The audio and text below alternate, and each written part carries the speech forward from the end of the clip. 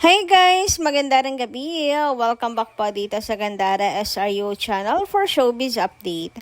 Andito na naman nga po akong muli nagbabalik. Ay nagmamaganda din yung kachismosang Kim Pao. Wala na pong iba ang lokaret na si Gandara SRU upang maghatid sa inyo ng latest update and fresh happenings patungkol kina Kim Chiu and Paolo Avellino. And para sa gabing ito, ang tatalakayin naman natin at pag-uusapan po ay mayroong kinalaman dito sa, syempre, vlog ni Kimi. Latest update po niya. Finally, di ba?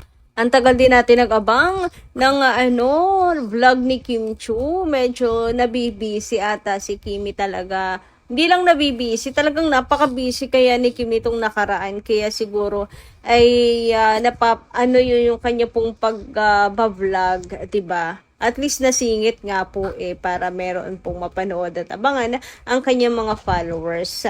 Anyway, bukod dyan, ang atin din pong pag-uusapan ay tungkol dito sa isang chika na may kinalaman po kay Paolo Avellino na mayroon po siyang pinagpaalam kay Papa Chu. So ano yun? Pag-usapan nga po natin lahat ng yan. Pero bago po yan, sa mga di pa nakaka-subscribe sa ating channel, maaari lamang na pindutin po ninyo yung subscribe button natin at notification bell na nariyan sa baba upang kayo ay maging updated po at ma-notify tuwing may bago tayong chika at balita hinggil sa Kim Pao. Basta mga balita na may kinalaman kina Kim Chiu and Paolo Avellino, sagot na po natin yan. So, unahin po natin guys sa itong komento ni Ma'am Annalyn Hiccup na pag-usapan ngayong gabing ito. Sabi niya rito, Gandara, ihanda mo dahil si Paolo ay pupunta sa Isabela. Ay, nung nakaraan to, ano po? Sigurado maraming magsiselos na naman at mga bashers na tuwang-tuwa. Hahalik na naman siya sa mga kamay ng mga kandidata na pagsiselos ng mga marurupok na Kim Pao forever. Mag-ready ka sa pagpapaliwanag sa mga senior natin. Ako nga nung nakaraan, naku, hindi ko alam kung paano ako magpapaliwanag, hindi ba? Kasi nga, syempre, ayan po yung isa sa reasons kung bakit talagang kinukuha po si Paolo. Ganyan mabenta si Paolo Avellino sa mga fiestahan. Kasi nga, nila kumbaga ay, alam nila na sulit yung bayad nila. Kasi nga, napapasaya talaga ni Paolo Avellino yung mga tao doon. Kaya, rin po, kumbaga nagagampanan ni Paolo yung dapat na magampanan niya sa isang event and kinikilig ang mga kandidato. So, hindi ko alam kung paano mag-explain. Mabuti na lang talaga at walang mga kontrabida ngayon sa ating comment section. Meron pa ako nababasa sa ibang vlog. Anong iwas na iwas si Paolo? Panay nga ang halik. Mga ganong comment. Anyway, natatawa na lang ako pag naiisip ko ngayon. Ma'am Annalyn Hiccup. Anyway, sabi pa niya dito, hanggang episode 60 naman yata, alam ko. Kasi Gandara, every project na ABS-CBN, alam ko may vacation ang mga artista nila. Marami na akong napanood na interview nila Bea noon, Angel, bawat movie daw may vacation sila kasi ang ng ABS, bawat teleserye pagkatapos ng movie. Kaso nga lang, dahil sa ating Kim Pao, parang sunod-sunod na 3 years ang work nila. Wala silang vacation na mahaba. Yun na nga. Yung iba kaya naabot po ng 7 months walang work pero wag ka. Ang Kim Pao, hindi pa tapos, may naka-line up na agad na projects po sa kanila. So, mapagod din talaga yung ginagawa nila Kim and Paolo. Wala hindi man talaga sila Samantala, sabi naman dito ni Ma'am Rosalinda Yap, magandang gabi. We should give them some personal space para makaginhawa naman sila. Siguro gustuhin man natin sa Christmas sana, pero mukhang marami talagang mag-aabang ng ayuda sa Christmas. So, wala pa ring private and personal space ang Kim Pao pag nagkataon. Pero siguro kung wala tayong makuha na ayuda or pinili ng Kim Pao mag-private, yun na lang igalang po natin. Wag na tayong, asan sila? Mga ganyan. Wag na mag-question siguro. The fans are too much involved into their private lives. They're also like us a person. Except that they are movie artist doesn't Hawaii natin. Ano daw? artist. Huwag natin ang buhay natin. Give them space, please. I am sure they will appreciate us. So, ayan. May mga iba kasi talaga na sobra na rin. Na para bang gusto na pong gawing robot sila Kim and Paolo. Na kung ano yung gusto nating gawin nila, ay yun po ang gagawin ng Kim Pao. Bigyan din po natin sila ng kalayaan and privacy minsan. Pero yun lang, hindi ko mapapangako ata sa Christmas and New Year kasi isa yan sa inaabangan ng fans. Actually, ngayon pa lang, inaabangan na ano kayo magiging ganap. Magkasama kaya ang Kim Pao. Pero ang magiging advice ko na lang nga siguro, tulad ng sabi ko kanina, kung hindi sila mag-post at kung missing in action, wag na lang siguro muna tayo maingay. Hayaan natin po sila na magpahinga sa piling ng isa't isa. Hoy! Grabe naman ngayon. Anyway, dumako naman tayo dito sa vlog ni Kim Chiu, guys. Sa ngayon na, as of now, ngayong oras na to. Anong oras na ba? Alas 7? 231k views po. 23 hours ago, yung vlog ni Kim Chiu. So, sa mga hindi pa po nakakapanood, nako, sugod na kayo sa ni Kimi. Ako nakatatlong panood na po ata. Pero yung pang-apat ko hindi ko na natapos. Ayan, hanggang dyan pa lang siya. Pero mamaya papanoorin ko po ulit yan. Ang ganda, guys.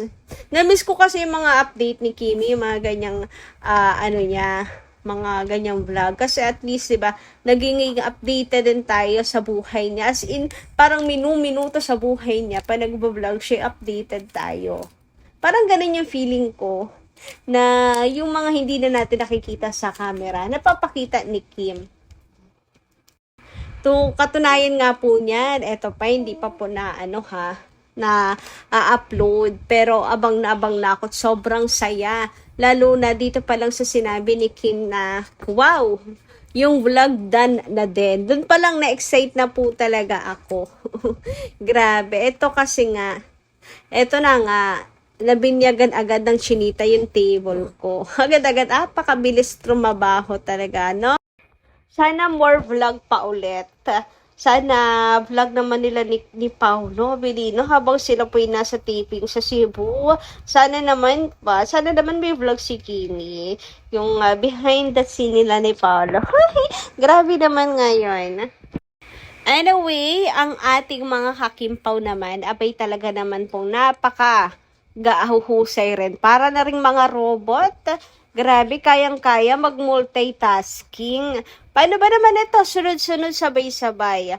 Mag-stream daw ng The Alibay, manood ng Christmas special at makifiesta kay Paolo Avellino sa Narvacan. Grabe, sabay-sabay. Grabe, napaka-multitasking naman yan. Robot lang ang peg. Sabay-sabay pero caring nga lang daw for the love sa Kim Pao. Grabe, ganyan po napaka-supportive ng Kim Pao fans. Post po ito ni Feliz. Nako, shout out sa'yo. Grabe ka, saludo sa'yo. Apaka mo. Hinawa ay makarating yan kay Kim and Paolo. Sana tinag mo kasi si Kim, mabilis niyang nababasa kapag kami nagtatag sa kanya. Parang lahat nga ata na nagtatag sa kanya, tinitingnan, sinisilip ni Kim Chiu. For sure, ma-appreciate yan ni Kimi. Ikaw ba naman, ang multitasking, sabay-sabay. For the love sa Kim Pao.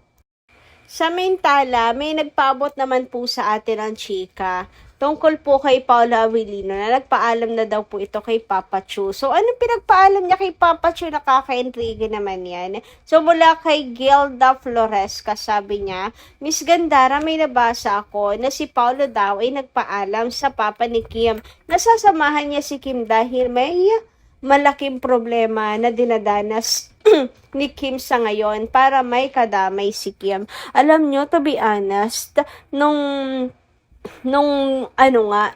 nagsampa na ng reklamo si Kim kaya tilakaw, si Papa Chiu yung nasa isip ko. Kamusta siya? Ano kayong nararamdaman niya? Paano siya ngayon mamamagitan paano siya magpapakaama kay Ate Lakam. Kasi kahit naman mali yung ginawa na Ate Lakam, syempre, magpapakaama pa rin siya dito, di ba? And kay Kim, paano? Paano niya nababalanse? Kamusta? Kamusta kaya? And ngayon, ito yung balita na iba naman yung nabalitaan ko. Ito nga daw, nagpaalam si Pau. Mukhang si Paulo, handa na. Handa nang samahan si Kim sa hirap at ginhawa, So, magpaalam na sasamahan niya at babantayan daw si Kim Chu ngayon na mayroon pong problema. Naku, kung totoo tong balitang to, thank you so much at lalo na ako nagpumayag si Papa Chu, 'di ba? Para kung syempre mahirap pagbalanse so maigi na mayroon pong tao na nandyan kay Kim na nakabantay po sa kanya. Ayan, na sinasamahan siya. Samantala, sabi naman dito ni Emmy Acar, tama si Paulo. Magpaalam siya at respeto at paggalang din niya sa mahal niya. Meaning, sobrang mahal ni Paulo si Kim Chu at nakikita ko gaano niya kamahal si Kimi.